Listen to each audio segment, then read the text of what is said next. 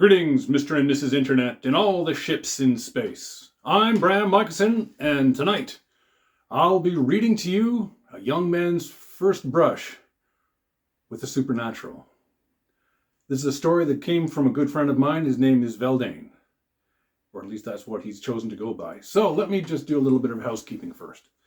I know that some of these stories can be really intensely emotional. There could be family stories that go back decades.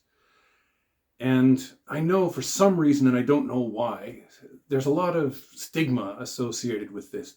They think that if somebody is seeing spirits that they're all cuckoo. I don't think so. I think some people out there are just like right round a twist when it comes to things like that. But some of them have got a real ring of truth to them. I don't know. When it comes to these kind of stories, I seem to have a good story radar. If I get goosebumps, or in some cases, if I start to cry, I know it's real. And don't worry, I'm going to respect your stories. I'm not going to do something like, "It was a dark and stormy night." Trust me, I'm not going to do that. Maybe. Unless it calls for it. So far, I've got a couple of stories that you've kindly sent to me. Got a couple of stories right here. Thank you so much for sending them in. You know who you are. I'm looking over them, and hopefully I'll get to them shortly.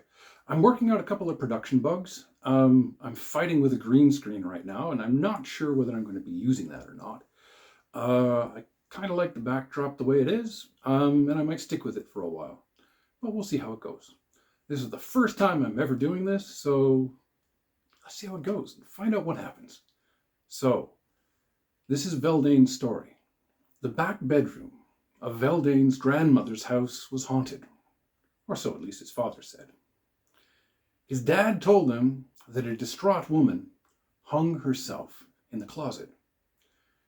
She hung herself after World War II, when she received the news that her husband was not coming home. Veldain's grandparents moved in after the end of the war, and they were just beginning their family.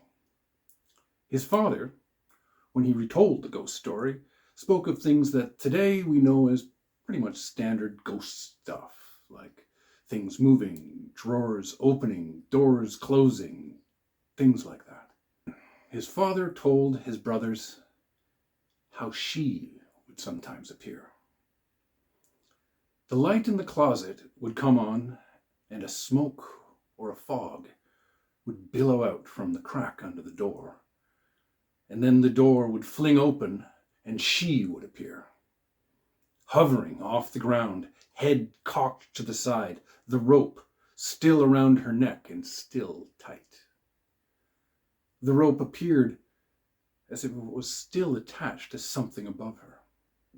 What is it with closets? Anyway, back to the story. Now to Veldain's first and thankfully only encounter with this apparition. While Veldain and his older brother were sleeping in their back room, he awoke one night to see the light on in the closet and smoke billowing out from the crack under the door. He woke up his brother because, why not?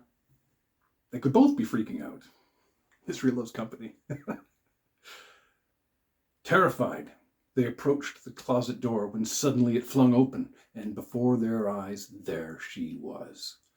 A woman in her late 20s, maybe early 30s, hanging by the neck, hovering off the ground, head cocked to one side. She had dark hair and was wearing a white nightgown. They stood there, frozen in fear, until she started moving. She lifted her arms as if to reach out for them. They screamed and bolted, ran through the house and out the front door. When they made it out into the front yard, they turned around and there she was, standing on the front porch. Slowly, she raised her arms and the house burst into flames. Suddenly, Veldain's father came walking out the front door and walked right past her and came into the yard. The young boys stood there trying to explain what was going on to their father, while their father was trying to get them to calm down, telling them the whole thing just wasn't real. All the while, there she was, standing there, pointing at Veldain and his brother while the flames raged through the background, engulfing the house. Their father, trying to prove that the house wasn't on fire, so he could probably go back inside and get some sleep, demonstrated how there was no glow or light from the fire in the house across the street. Smart man. He said, if the house is on fire, then the light from the house in the fire would be reflecting off the windows, illuminating the house across the street. He turned the kids around, and he was right. The reflection of the burning house wasn't there. The house wasn't on fire. The lady, the fire, the destruction was all gone. He remembers feeling pity and sorrow for this poor woman who lost her love and took a moment to say a silent prayer for her. They never saw the apparition again. All the strange stuff that had happened in the house slowly tapered off. Maybe it was due to Veldain's prayers for her forgiveness and that she be reunited with her love. Today, another family lives there, and it's a friend of Veldain's family. They've never mentioned any strange happenings or hauntings. So hopefully the spirit has found rest. I don't know about you, but there's something about this story that absolutely made the hair on the back of my neck stand up.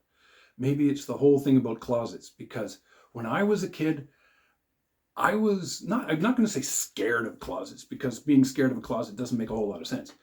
But I have got some really strange dreams surrounding closets, about seeing things on the doors and I think I actually have a dream about being drawn into a closet for some reason.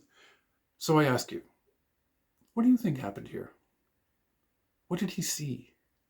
Did he really see some kind of distraught spirit? Or was it some kind of young waking dream? Sometimes dreams can follow us from the dream world into the waking state. They're rare, but they can happen. A vision of sorts? Let me know in the comments below. And again, thank you very much, Veldain, for your story. I'm Bram Moccasin. Be well.